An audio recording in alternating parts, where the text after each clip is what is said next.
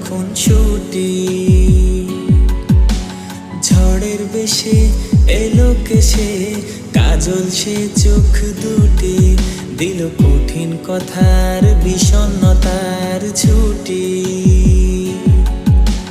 তারই সাথে খেলনা পাতে অযথা হাসাহাসি, হাজার বারণ আর কারণ তবু সে দাঁড়ে আসি। চল না সুজন মিলে দুজন, নীলই আকাশে ভাসি, দেখুক লোকে দু চোখে তোর ওই দু চোখের হাসি।